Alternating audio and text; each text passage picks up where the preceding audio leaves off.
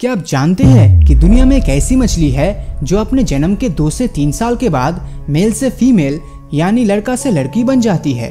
और क्या आपको ये मालूम है कि पबजी और GTA में से कौन ज्यादा पैसा कमाता है? और क्या आप ये जानते हैं कि टिकटॉक को इंडिया में पूरी तरह से बैन करने के चलते उस चाइनीज कंपनी को हर दिन कितनों का नुकसान हो रहा है? और इस वीडियो के अंत में स्टोरीपीडिया के बारे में एक ऐसी चीज, अगर आप गूगल ट्रांसलेटर पर सर्च करोगे तो आपको कुछ ऐसा देखने मिलेगा जिससे आप इमेजिन भी नहीं कर सकते। मगर सिर्फ इतना ही नहीं, बल्कि इस वीडियो के बीच में आप सभी ऑडियंसेस के लिए मैं एक ऐसा सवाल पेश करूंगा जिसका अगर आपने सही से उत्तर दिया तो ये साबित हो जाएगा कि आपका दिमाग एल्बर्ट आइंस्टाइन से भी ज्यादा तेज है। फैक्ट नंबर 15, आपने ट्विंस यानी जुड़वा बच्चे के बारे में तो जरूर सुना होगा जो देखने में बिल्कुल सेम होते हैं। तो वैसे ही 2 जुड़वा बच्चे अमेरिका के ओहियो स्टेट में पैदा हुए थे और जन्म के बाद इन दोनों बच्चों को उनके माँ बाप ने अनाथ आश्रम में भेज दिया। और शुरू से ही उन दोनों ट्विंस को एक दूसरे के बारे में पता नहीं था। और फिर उन दोनों भाइयों की जिंदगी में आगे चल के जो चीजें हुई उन बातों को शायद ही आप यकीन करेंगे।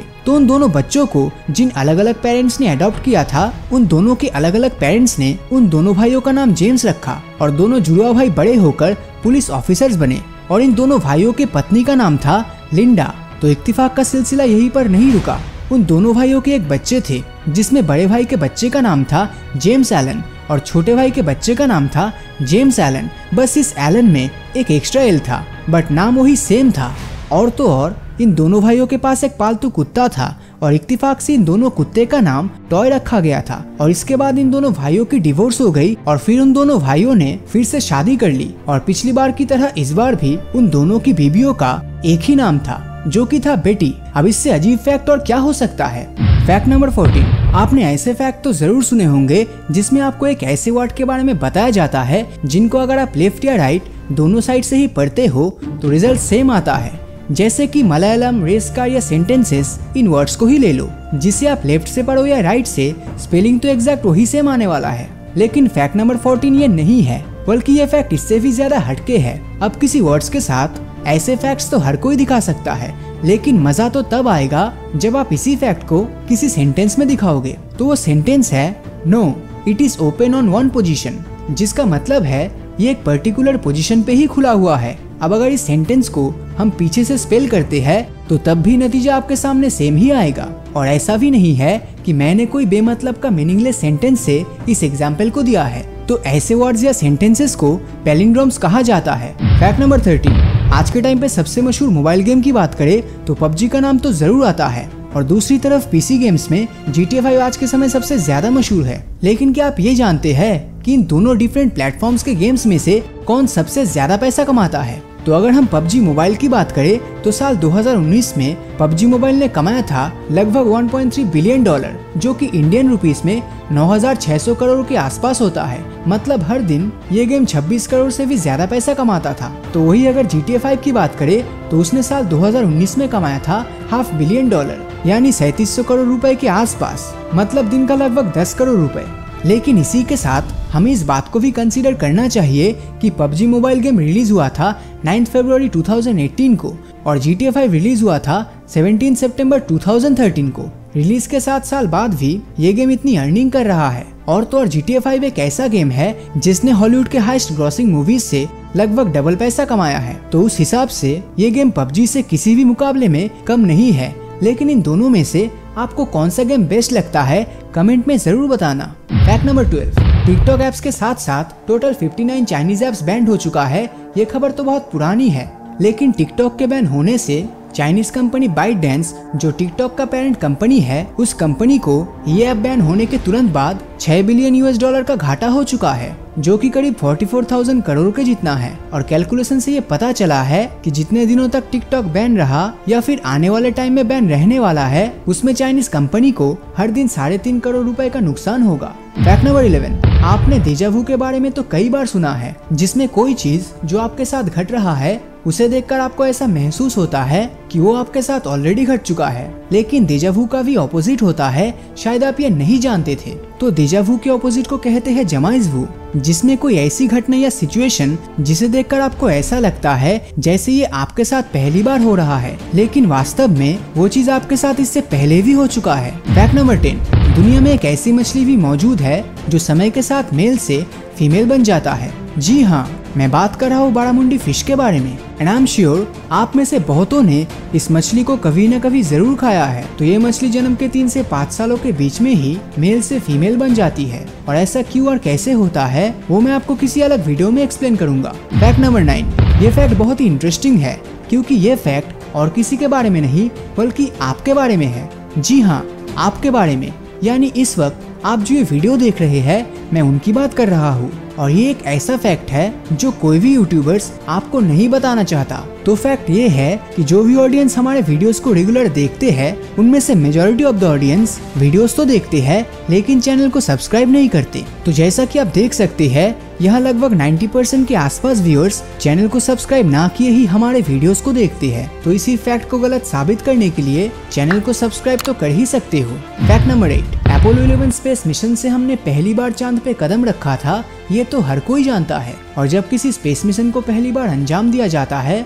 तब उस स्पेस मिशन में जाने वाले यात्रियों के जिंदा लौटने का बहुत ही कम चांस रहता है। तो इसीलिए जब नील आर्मस्ट्रांग और उनके क्रू मेंबर्स इस मिशन में जाने वाले थे तो तब उनको पता था कि शायद वो इस मिशन से वापस धरती पर नहीं आएंगे, और अगर वो इस मिशन में मर जाते तो उनके फैमिली को फाइनेंशियली सपोर्ट करने के लिए कोई भी इंश्योरेंस कंपनी राजी नहीं हो रहा था, क्योंकि इंश्योरेंस कंपनी को भी ये पता था कि अगर गलती से भी ये मिशन फेल हुआ तो उन कंपनी को बहुत सारा पैसा उनके फैमिली को देना होगा। तो इंश्योरेंस ना मिलने के चलते नील आर्मस्ट्रांग और उनके क्रू मेंबर्स ने अपोलो 11 मिशन में जाने से पहले सफेद कागज पर कई हजार ऑटोग्राफ छोड़कर इस मिशन में गए थे, और अगर गलती से भी वो वापस ना आ पाते तो उनकी फैमिलीज इन ऑटोग्राफ्स को ऑक्शन में बेचकर अपना गुजारा कर लेते। लेकिन लकीली उनके फैमिली को इन ऑटोग्राफ्स को बेचने की जरूरत नहीं पड़ी और वो सक्सेसफुली इस धरती पर वापस लौटे। लेकिन इसका मतलब ये भी नहीं है कि वो हजारों ऑटोग्राफ बेकार चले गए, क्योंकि वही ऑटोग्राफ्स आज के समय स्पेस ऑक्शन में $30,000 यानी लगभग 22 लाख रुपए में बिकता है। फैक्ट नंबर 7, तो अब समय आ गया है उस सवाल का जिसका अगर आप उत्तर दे पाते हो तो आपका दिमाग एल्बर्ट आइंस्टाइन से भी ज्यादा तेज माना जाएगा। और वो सवाल है 2024 को आपको नंबर्स में पेश करना है, और आपका ऑप्शंस है ये।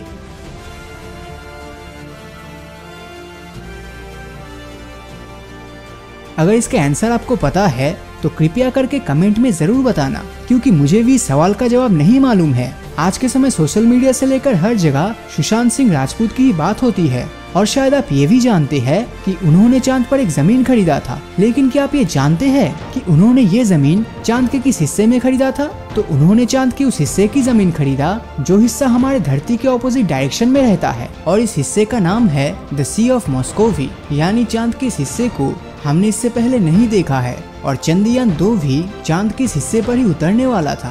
फैक्ट नंबर 5, क्या आप जानते हैं कि टाइटैनिक शिप में मौजूद 2200 से भी ज्यादा यात्रियों में से लगभग 1500 यात्री मारे गए थे, और सिर्फ 700 लोग सही सलामत लाइफ बोट में बैठकर जिंदा बच पाए थे। लेकिन इसका मतलब ये नहीं था कि इस दुर्घटना में सिर्फ 700 लोगों को ही बचाया जा सकता था, क्योंकि जब टाइटैनिक डूबा उस समय लाइफ बोट्स में जरूरत से ज्यादा जगह खाली रहने के बावजूद सारे यात्रियों को लाइफ बोट्स के अंदर नहीं लिया जा रहा था, क्योंकि उनमें से कुछ लोग गरीब भी थे और जो लोग बहुत अमीर थे वो लोग लाइफ बोट्स में अपने लिए ज्यादा जगह रख रहे थे ताकि वो अपना बाकी सफर आराम से पूरा कर सके। लेकिन फैक्ट तो ये है कि अगर हर एक लाइफ बोट्स में पैसेंजर्स को भर भर के डाला जाता तो शायद 500 लोग भी अपनी जान नहीं गंवाते। और आज कोरोना वायरस के समय भी वही होता हुआ दिख रहा है। कई गरीब आदमी बिना ट्रीटमेंट के मारे जा रहे हैं और अमीर लोग पैसे का पावर दिखाकर आराम से हॉस्पिटल्स में एडमिट हो रहे हैं। फैक्ट नंबर 4, आपने कोका कोला कैंस के बारे में तो बहुत सारे फैक्ट सुने हैं, जैसे शुरुआती दिनों में कोका कोला के बॉटल्स ऐसे नहीं बल्कि ऐसे दिखते थे। या फिर ये गलत फैक्ट भी आपने सुना होगा कि कोका कोला का पहला कलर रेड एंड ब्लैक नहीं बल्कि ग्रीन था। लेकिन आपने ऐसे कोका कोला कैंस तो नहीं देखे होंगे। दरअसल ये कैंस साल 1936 की है और इन्हें देखकर ऐसा लगता है जैसे मानो ये किसी मैकेनिकल वर्कशॉप में बनाया गया हो। फैक्ट नंबर 3, आप स्क्रीन पर जो ये इमेज देख रहे हो, इसे देखकर मानो ऐसा लग रहा है जैसे किसी ने आसमान पर कोई ड्राइंग किया है, या फिर ये फोटो देखकर कोई ये भी कह सकता है कि इसे फोटोशॉप किया गया होगा। लेकिन रियलिटी तो ये है कि इस फोटो को बनाने में 1 या 2 दिन नहीं बल्कि 28 दिनों का समय लगा। दरअसल इसे धरती की एक पर्टिकुलर जगह के साथ साथ एक एग्जैक्ट टाइम पर 28 दिनों तक एक एक करके ये तस्वीर खींचा गया। और आसमान में आप जो ये चांद देख रहे हो, ये सब 28 दिनों में 28 अलग अलग पोजीशंस की है। फैक्ट नंबर 2, क्या आपके साथ कभी ऐसा हुआ है कि आप कोई इलेक्शन से रिलेटेड मैथमेटिक्स कैलकुलेशन कर रहे हो और उसमें जीतने वाले पार्टी के वोट नंबर वहाँ के टोटल पॉपुलेशन से भी ज्यादा आया हो? अगर ऐसा आपके साथ कभी हुआ है तो जाहिर सी बात है कि आपका कैलकुलेशन गलत हुआ होगा। लेकिन यही सेम चीज इस धरती पर इन रियल लाइफ में हो चुका है। जी हाँ, आपने बिल्कुल सही सुना।